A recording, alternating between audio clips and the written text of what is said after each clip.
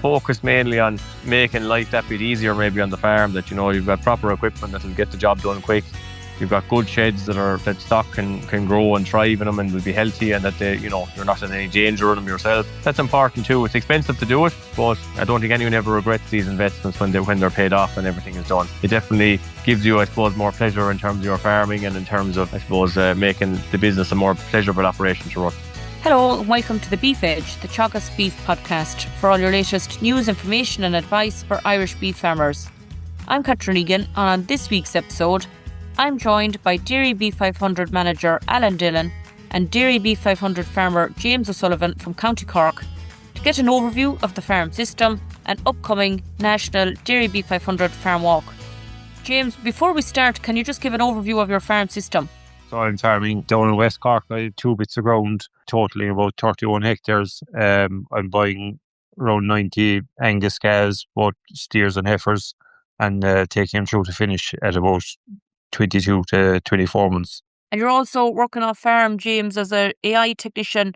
How important has labour efficiency become as part of your farm system?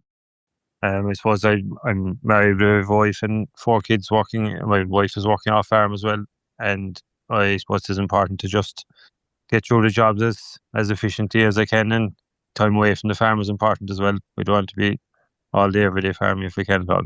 And you achieved over 2,600 per hectare of a net profit in 2025. Do you see as the main drivers behind that level of profitability for your farm system? Yeah, I suppose it was the perfect storm. I feel like that we had a good strong beef price when I was selling the cattle, and calf price wasn't after skyrocketing when I was buying the calves in the springtime, so it's kind of worked out the way the best of both worlds. Output was up as well. I suppose that definitely helped, and I suppose the year that was in it, we had no big extremes in weather, that costs were able to stay reasonably stable as well. Most definitely in comparison to this year. Alan, in comparison to other dairy beef farmers nationally and those within the DairyBeef 500 programme, this is significant margin. What do you expect margins to be like this year, given the weather conditions, etc., that farmers are experiencing? We'll be back a bit this year. Now, look, it's very hard to tell how far back. Really, the weather hasn't, it takes a while for beef farmers to see the effects of weather, in terms of maybe just be a little bit of extra cost in the system this year, where the real pinches are going to come is the extra money they paid for calves. The calves were a lot dearer this year than last year. And there's a lot of extra cash gone out the gate. At the very start of the year, beef prices down. Now, it's not bad, but it's back quite significantly on 12 months ago. And I suppose I expect that probably the live weights of the store cattle going into the sheds are going to be back a bit this year. And with lads that are, I suppose, looking at maybe fodder being short, or, cattle being back in weight, they might just push them on and try and finish them early. And this could lead to lighter carcasses. So you could have a lot of, I suppose, extra costs in the system in terms of, these are not direct costs in terms of inputs, but you'll have money taken out with calf price, and also with, I suppose, maybe less carcass going out the gate as we head into 2027. And that's where probably the profits are going to be hit fairly significantly. Yeah, most likely it could be 2027 before the effects of this summer has been seen. Yes, it's different, I suppose. You talk to a lot of dairy farmers or maybe tillage farmers, and they can tell you straight away the yields are back or things are down because of the weather. But beef can often be a bit of a slower burner. That, if you take maybe the likes of James, he's killing all these cattle go between maybe October and January, whereas some guys might be killing everything between December and March. So there may be a lag time to actually see the effects of it. And look, we don't know yet where it's going to finish up. I mean, maybe we'll get a great back end out of this, hopefully, with good grass growth, and it might mean that cattle aren't in the sheds as quick as we think, maybe, for the end of the year, and that might reduce the pressure a small bit, and that might help things along a small bit too, but it's the year isn't over yet. I suppose we're still only the very end of August, and there's probably a lot to play for. James, you mentioned there that you purchased over 90 calves early in the year, and they're all reared before, I suppose, the AI season starts to get busy. How are you balancing, working off farm and your off farm work? For the month of April and May, it's hard at times, but I suppose it's important for me, to buy the calves early, that I have the hard work done in them before I get busy at the AI. But I suppose it's all down to having a good paddock system, I suppose, for the cattle once they go out. That it makes it more straightforward to do just the daily routine herding and good farm roadways for if cattle have to come in for anything, that it's not a big job to bring them in and out. And I suppose like I've been to done a bit of work on the calf shed there over the last couple of years to just have it ventilation and stuff right in it. And once calves get going right at the start, like there's usually no big issues with them after that, and it should be plain sailing enough.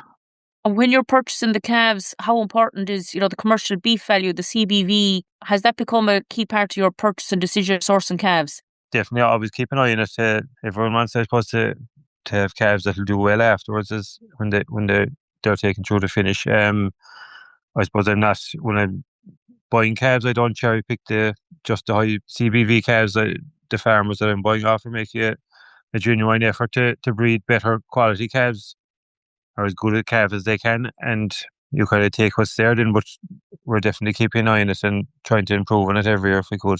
Alan, is this something, farmers are becoming more aware of when they're sourcing calves, that they're more aware of the commercial beef value, or are you seeing it as an important tool for farmers? There's a kind of a twofold answer to that, Catherine, and there's no question.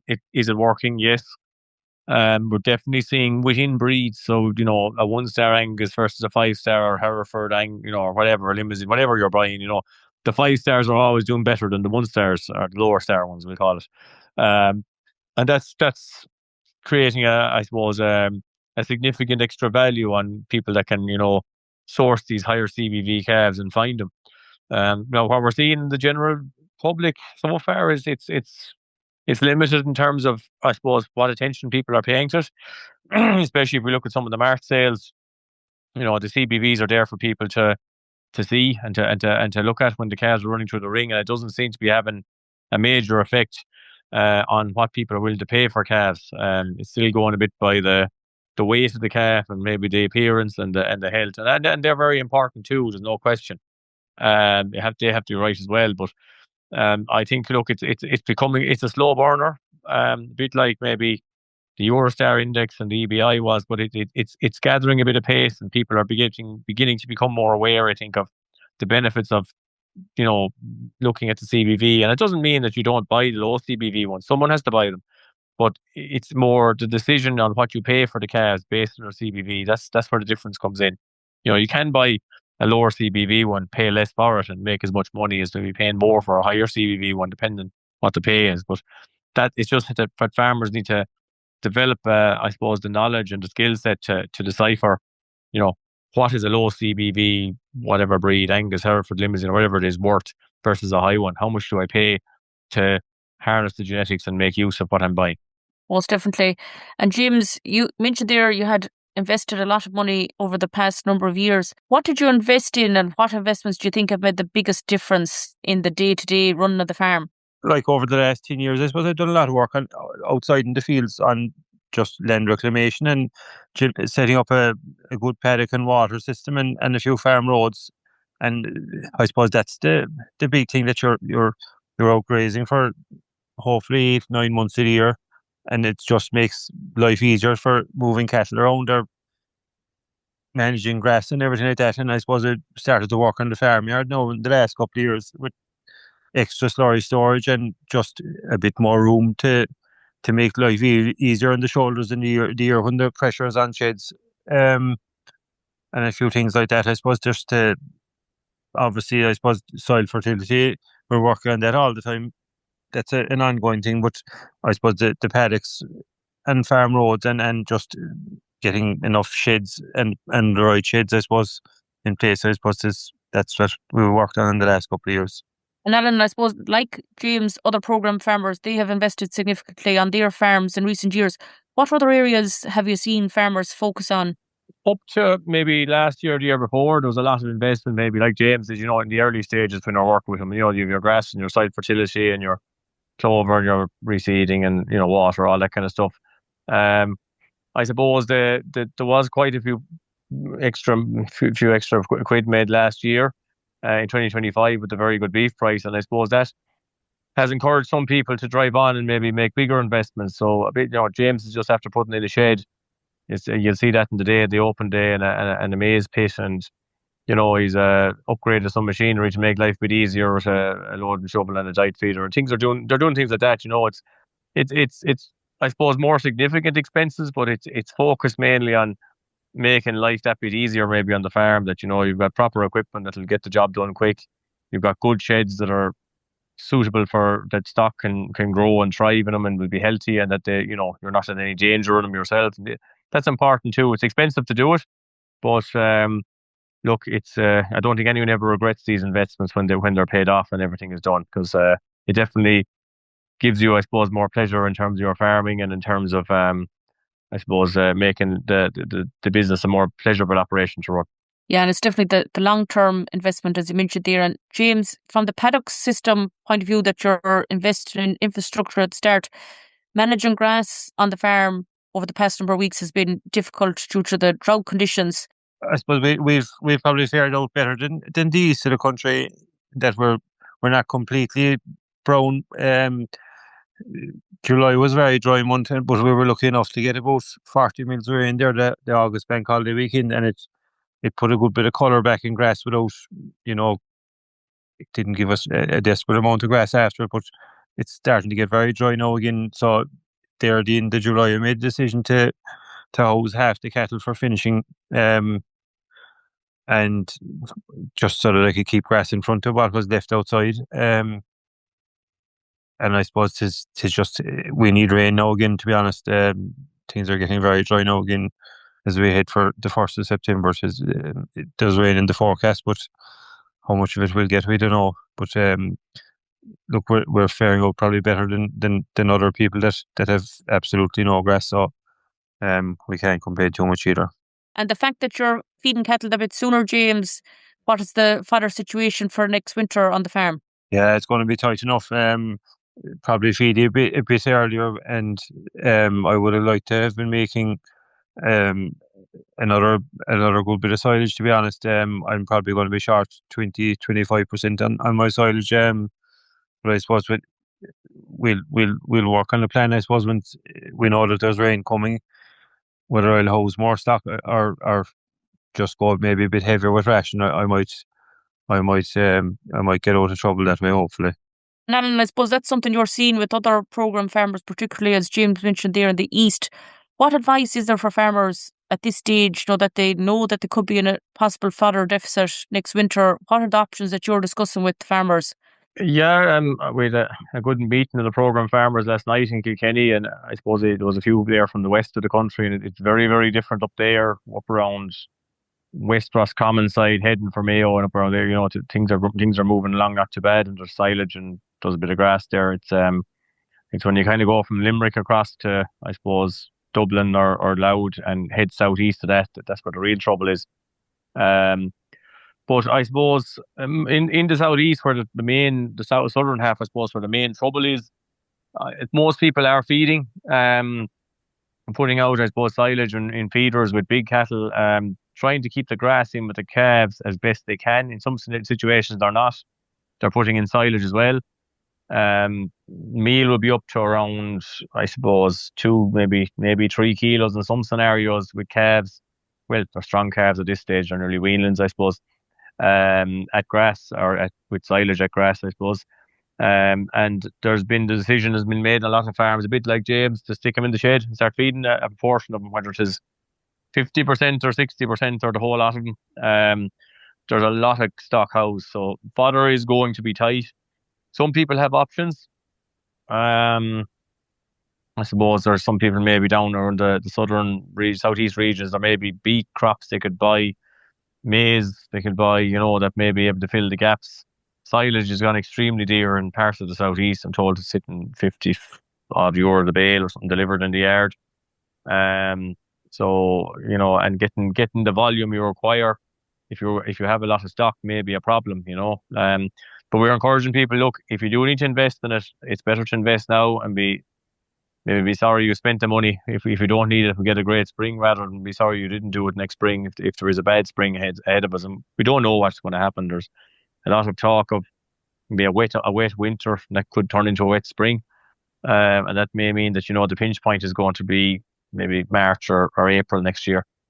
It depends on how it goes. So I suppose all our farmers, our demo farms, are kind of making a decision, doing a budget now, and they're deciding whether they sell stock live, whether they feed heavy meal like James is talking about to try and cut down the silage requirements and move cattle quicker, or do they try and source some sort of fodder to fill the gap? I think that's the key thing, Alan, really, is to sit down now. We are still in August, and to speak maybe with our local advisor or merchant and to do a fodder budget and take some of those actions that you've mentioned now, and that can help with management decisions before a deficit is encountered.